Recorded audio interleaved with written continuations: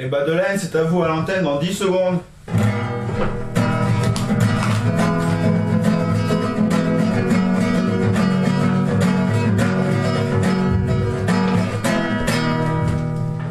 Bonsoir, mesdames, mesdemoiselles et messieurs. Dans le cadre de notre émission Les grandes énigmes contemporaines du Béarn, Pays Basque et de Navarre, notre enquête portera ce soir sur le fait divers, qui tombe bien car nous sommes en décembre.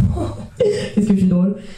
Notre enquête portera ce soir sur ce fait divers étonnant, mais où sont passés les cheveux de Merlin? Je résume brièvement les faits. Merlin est un garçon de 20 ans, sans antécédents judiciaires, un garçon comme tout le monde, un peu comme vous et moi. À part que moi, je me suis retrouvée un soir en Belgique en cellule dégrisement. Enfin bon, je m'égare, le sujet n'est pas là.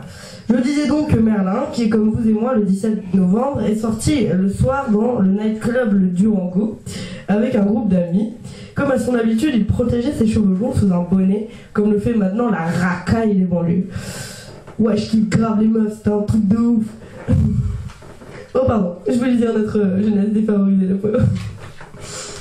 Au cours de cette soirée, après 2 mojitos, une tequila, 3 desperados, Merlin s'est assoupi sur une banquette et a été réveillé à 5h44 du matin par l'employé chargé de la fermeture de la boîte de nuit.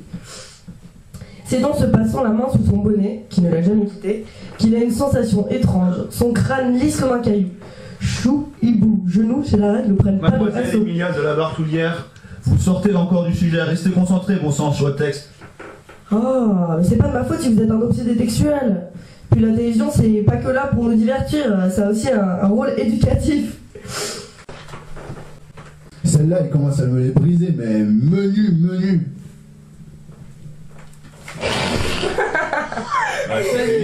Mais revenons à nos moutons. Je vous disais donc que le pauvre Merlin s'est retrouvé sans un poil sur le caillou.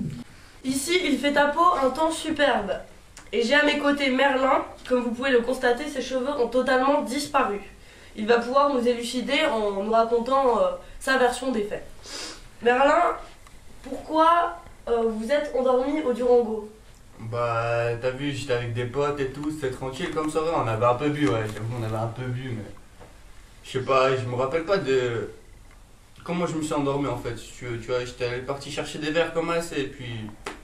Et quand vous êtes réveillé, vous avez senti directement la disparition? Ouais, parce qu'en fait, j'avais un tic, t'as vu, j'aimais bien passer la main dans mes cheveux, et là j'ai fait ça comme ça, je me suis fait, bah, c'est quoi ce truc, tu vois. Et comme vous pouvez le constater, c'est le 12e cas recensé à Pau. Un message à adresser à vos agresseurs. Ouais, bah ouais, carrément, t'as vu ce qu'ils m'ont fait, voilà. Oh, voilà, voilà, si je vous retrouve tous un par un, je vous fume tous. Tous. Voilà. Très bien. Bon, mais merci pour cette interview, Merlin. Maintenant, nous allons participer à une interview avec le commissaire Baptiste Toucourt. Le 12e cas recensé dans la ville de Pau. Mais nous sommes en contact avec d'autres policiers de Biarritz, Oloron et Bayonne. Et je peux vous le dire, nous sommes sur les dents. Pour le moment, ce qui reste entre nous, nous nous orienterons vers 4 pistes suivantes.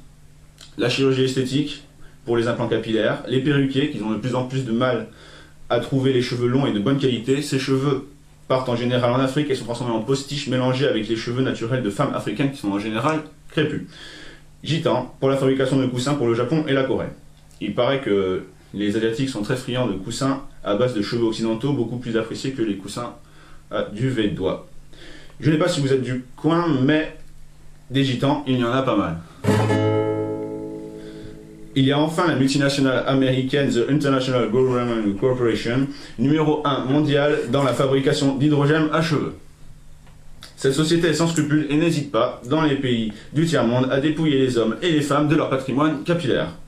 C'est, si je peux ironiser, un peu une enquête capillotractée. Vous l'avez bien compris, je voulais dire un peu tiré par les cheveux.